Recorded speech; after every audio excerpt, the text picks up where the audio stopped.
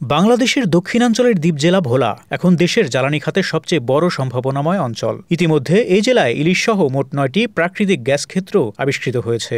ভূতাত্ত্বিক জরিপে দেখা গেছে এখানকার গ্যাসের সম্ভাব্য মজুদ প্রায় ১.৭৫ ট্রিলিয়ন ঘনফুট। বিশেষজ্ঞদের মতে পুরো দ্বীপটি যেন প্রাকৃতিক গ্যাসের উপর ভাসছে।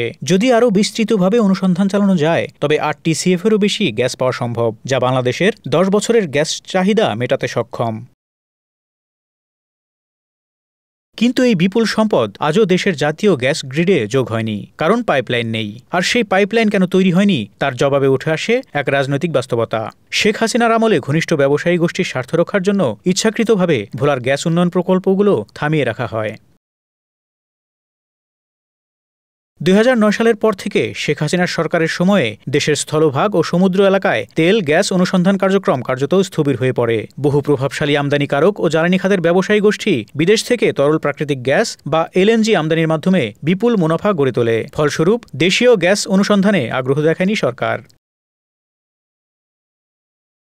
২০১২ সালে মিয়ানমার ও ২০১৪ সালে ভারতের বিরুদ্ধে আন্তর্জাতিক আদালতে মামলা জিতে বাংলাদেশ প্রায় ১,৭৮,০০০ বর্গ কিলোমিটার সমুদ্র সীমার নিয়ন্ত্রণ অধিকার পায়। সেই বিশাল সমুদ্র সীমায় গত ১২ বছরে কোনো অনুসন্ধানই শুরু হয়নি, যা জ্বালানি নীতির বড় ব্যর্থতা হিসেবেই দেখা হচ্ছে।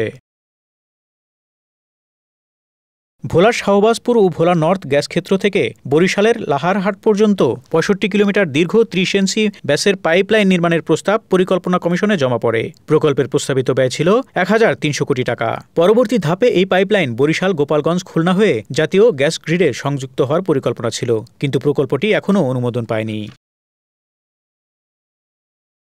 অর্থনীতিবিদদের মতে যদি প্রকল্পটির ব্যয় ২,০০০ কোটি টাকায়ও পৌঁছে যায় তবু এটি দেশের জন্য অত্যন্ত লাভজনক বিনিয়োগ, কারণ আন্তর্জাতিক বাজারে এখন LNG-র দাম প্রতি MMBTU ১৪ থেকে $১৬। সে হিসেবে ভোলার ১.৭৫ TCF গ্যাসের বাজার মূল্য দাঁড়ায় প্রায় ২,৯০,০০০ কোটি টাকা, অর্থাৎ মাত্র ২,০০০ কোটি টাকায় দেশের বিদ্যুৎ উৎপাদন ও শিল্প খাতের জন্য এক যুগের জ্বালানি নিরাপত্তা নিশ্চিত করা সম্ভব।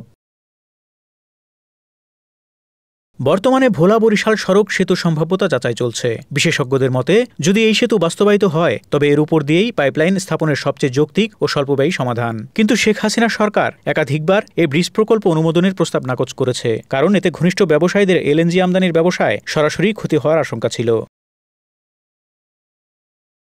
সব দিক বিবেচনায় ভোলার গ্যাস শুধু দক্ষিণাঞ্চলের উন্নয়ন নয়, বাংলাদেশের অর্থনৈতিক পুনরুত্থানেরও চাবিকাঠি হতে পারে। বিশেষজ্ঞরা বলছেন যদি সরকার দ্রুত পদক্ষেপ নিয়ে ভোলা বরিশাল পাইপলাইন প্রকল্প অনুমোদন ও বাস্তবায়ন শুরু করে তবে এটি হবে দেশের জ্বালানি খাতে এক গেম চেঞ্জার প্রকল্প, যা বিদ্যুৎ শিল্প ও কর্মসংস্থানের কাঠামোকে আমূল পরিবর্তন করবে। কিন্তু এখন পর্যন্ত রাজনৈতিক সদিচ্ছার অভাবেই সম্ভাবনার দ্বীপ ভোলা একটি উপেক্ষিত সম্পদের প্রতীকে পরিণত হয়েছে। যে সম্পদ একদিন হতে পারত বাংলাদেশের আর্থিক স্বাধীনতার সবচেয়ে বড় ভিত্তি, তা আজও পড়ে আছে রাজনৈতিক সিদ্ধান্তহীনতার অন্ধকারে।